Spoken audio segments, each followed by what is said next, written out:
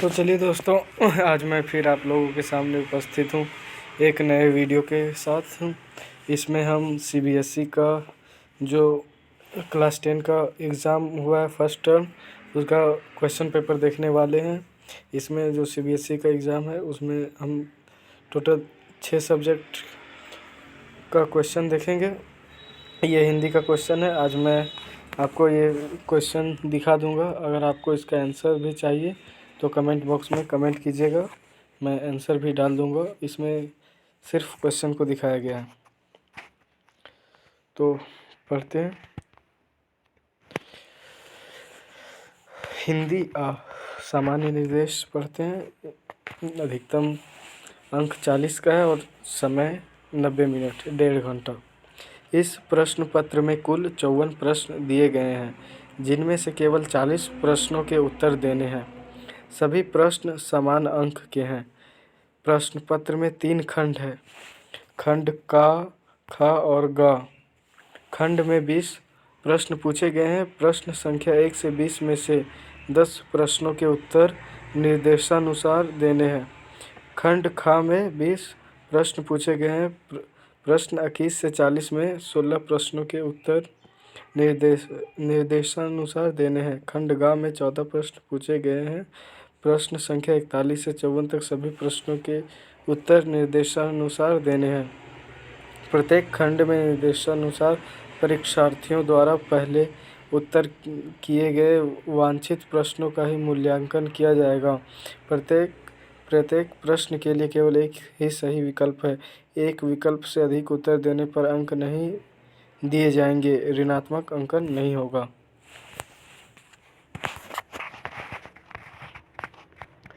नीचे 2 अपठित गद्यांश दिए गए हैं। किसी एक गद्यांश को ध्यानपूर्वक पढ़िए और उस पर आधारित प्रश्नों के सही उत्तर वाले विकल्प को चुनिए। 2 अपठित गद्यांश दिए गए, उसमें से आपको एक को करना है।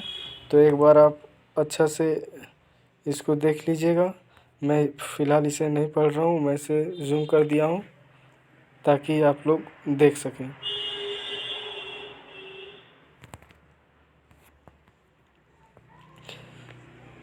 शहर हमारे साथ किस तरह से रहता है? उपरोक्त गद्यांश के आधार पर निम्नलिखित विकल्पों के लिए नीचे दिए गए विकल्पों में से कौन सा विकल्प सही है? गद्यांश में से किसका विशेष उल्लेख नहीं हुआ है? शहर खुशबू, ख्याल और ख्वाब बनकर हमारे अंदर बस जाता है। शहर को देखने का यह दृष्टिकोण है। गद्यांश के आधार पर इलाहाबाद के बारे में कौन सी विशेष बात पता चलती है? ये दूसरा गद्यांश है। आप इसे भी एक बार अच्छी तरह से पढ़ लें, उसके बाद इसका उत्तर देने की कोशिश कीजिएगा।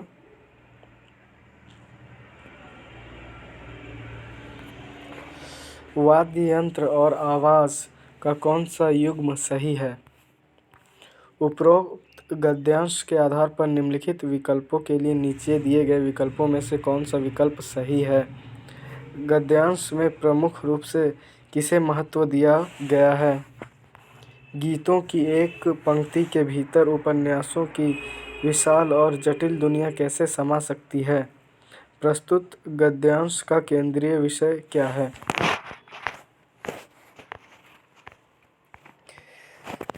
क्वेश्चन नंबर 2 है। नीचे 2 अपठित काव्यांश दिए गए हैं। किसी एक काव्यांश को ध्यानपूर्वक पढ़िए और उस पर आधारित प्रश्नों के सही उत्तर वाले विकल्प को चुनिए। इसमें 2 अपठित काव्यांश है, दोनों को पढ़ना है और उत्तर देना है। तो एक बार मैं जूम कर देता हूँ।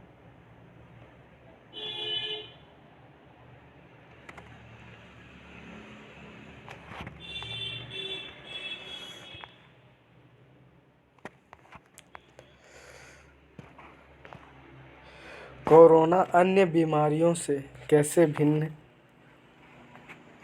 कैसे है? कवि ने बीमारियों को सहृदय क्यों कहा है?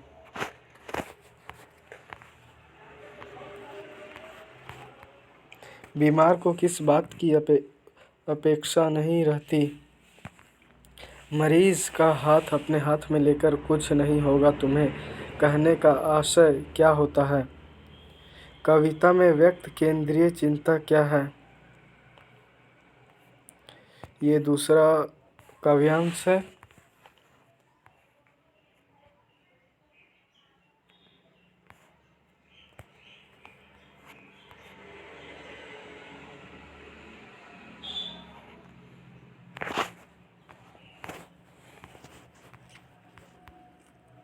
कवि को क्यों लगता है कि बच्चों के काम नहीं आ सका? बड़ों ने बच्चों से क्या झूठ कहा था? कवि जीवन को किस किस रूप में देख रहा है? उपरोक्त विकल्पों के लिए नीचे दिए गए विकल्पों में से सही विकल्प का चयन कीजिए। कवि बच्चों के लिए कैसी दुनिया चाहता है? बड़ों की दुनिया बच्चों की दुनिया से भिन्न किस प्रकार है? व्यवहारिक व्याकरण खंड ख। प्रश्न 3 से 6 तक के सभी प्रश्नों में 5-5 उप प्रश्न दिए गए हैं। उनमें से प्रत्येक से 4 प्रश्नों के सही उत्तर वाले विकल्प को चुनिए। वाक्य रचना पर आधारित किन्हीं 4 प्रश्नों के उत्तर निर्देशानुसार दीजिए। हालदार साहब जीप से उतरे और पान वाले की दुकान की ओर चल पड़े। रचना के आधार पर वाक्य भेद होगा।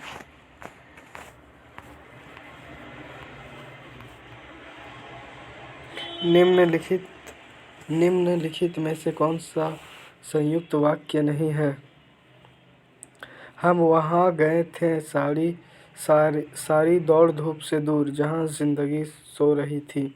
इस वाक्य में रेखांकित आश्रित उपवाक्य का भेद है। जो व्यक्ति देश के लिए मर मिटता है वही सच्चा देशभक्त होता है। इस वाक्य का सरल वाक्य में रूपांतरण होगा। निम्नलिखित में से कौन सा वाक्य मिश्र वाक्य का उदाहरण है?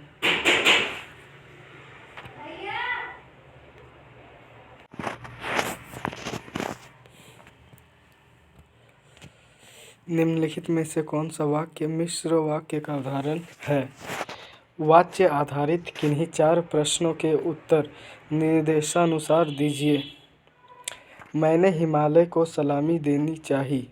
वाक्य में प्रयुक्त वाच्य पहचानिए। निम्नलिखित वाक्यों में से कौन सा वाक्य भाववाच्य का नहीं है? मेले में बच्चों ने कई तरह की पुस्तकें खरीदी।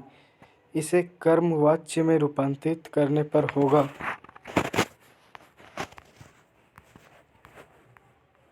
निम्नलिखित में से कौन सा कर्तृवाच्य का उदाहरण है? सो रहे हो क्या? इस वाक्य का भाववाच्य में सटीक रूपांतरण होगा। पद संबंधी किन्हीं 4 प्रश्नों के उत्तर निर्देशानुसार दीजिए। मेरी माँ रोज़ शाम एक किताब से कुछ पन्ने ज़रूर पढ़ती है। रेखांकित पद का परिचय होगा। पिताजी यहाँ नहीं आए थे। रेखांकित पद का परिचय होगा। निम्नलिखित में से किस वाक्य में समुच्चय बोधक अवयव का प्रयोग नहीं हुआ है? निम्नलिखित में से उस विकल्प को चुनिए जिसमें संज्ञा के तीनों भेद हों। यह पुस्तक अत्यंत रोचक है। रेखांकित पद का परिचय होगा।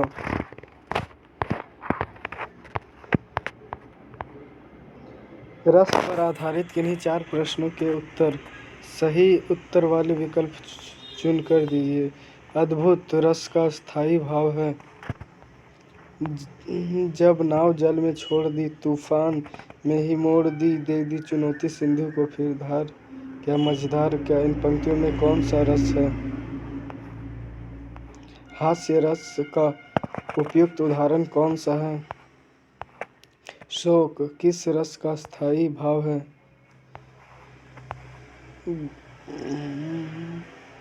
बसो मोरे नैनन में नंदलाल मोहनी मूरति सांवरी सूरती नैना बने विशाल, मीरा प्रभु संतन सुखदाई, भगत बचल गोपाल। प्रस्तुत पंक्तियों में आलंबन कौन है?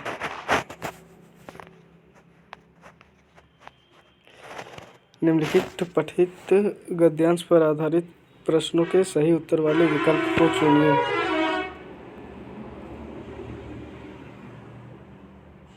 आप अच्छा से देखिए इसको।